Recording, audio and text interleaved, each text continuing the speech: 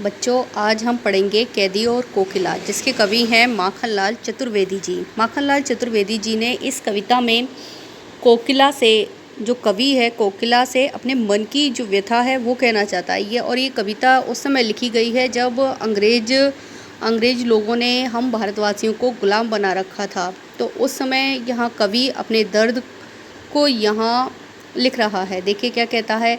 क्या गाती हो, क्यों रह रह जाती हो, कोकिला बोलो तो। क्या लाती हो, संदेशा किसका है, कोकिला बोलो तो।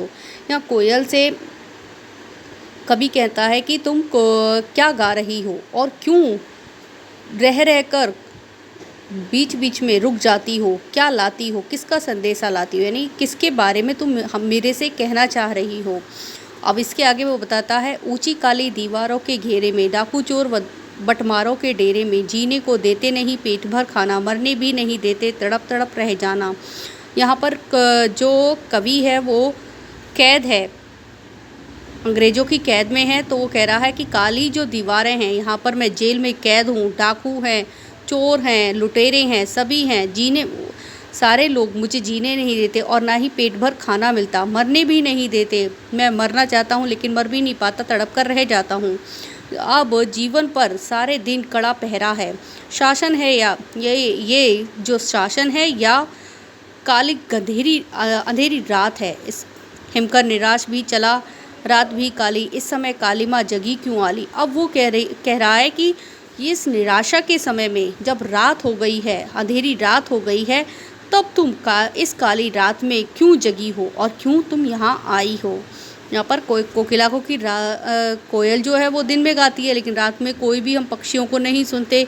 तो यहाँ पर यही कह रहा है कि तुम इस रात में क्यों गा रही हो, क्यों हूक पड़ी वेदना बोझ वाली, कोकिला बोलो तो। क्या लूटा, कि वो क्या दर्द है, क्या वेदना है, क्या कारण है जो तुम इतनी अंधेरी रात में गीत गा रही हो।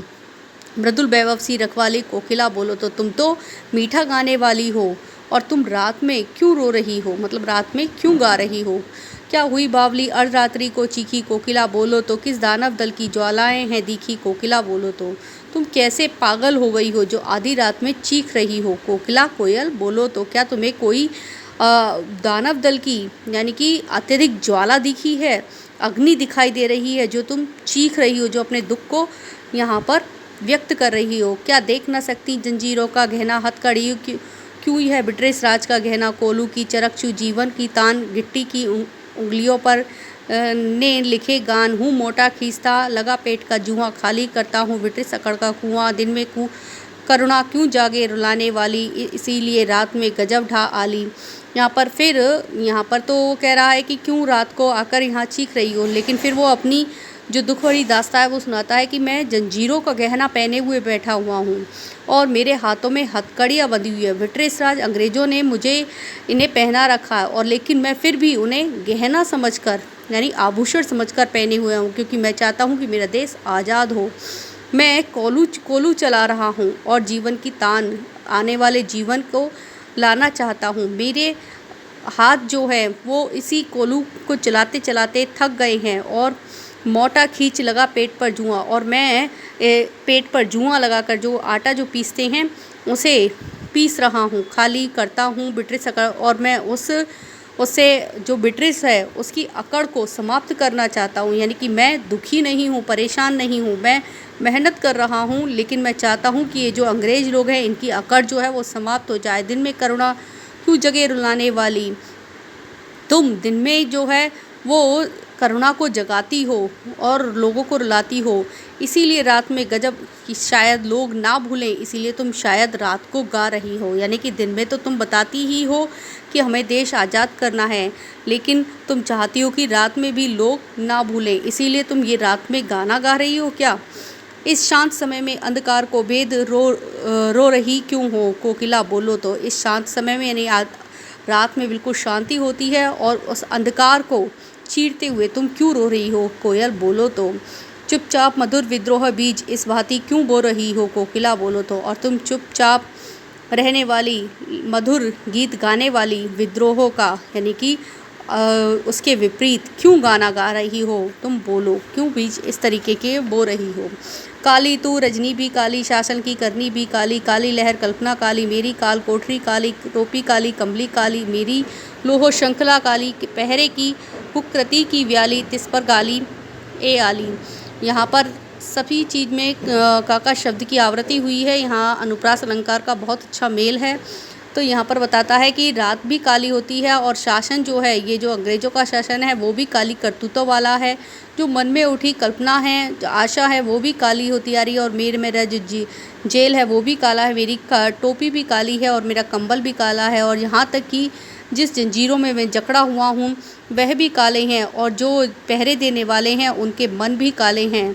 तिस पर एक गाली ए आली, और उस पर ये लोग जो मुझे गाली देते हैं उस पर हे सखी तुम क्यों गाकर ये संबोधित करना चाह रही हो। इस काले संकट सागर पर मरने को मदमाती कोकिला बोलो तो, अपने चमकीले गीतों को क्यों हो तैराती कोकिला बोलो तो। इस काले संकट पर तुम मरने के लिए क्यों यहाँ आ गई हो कोकिला बोलो।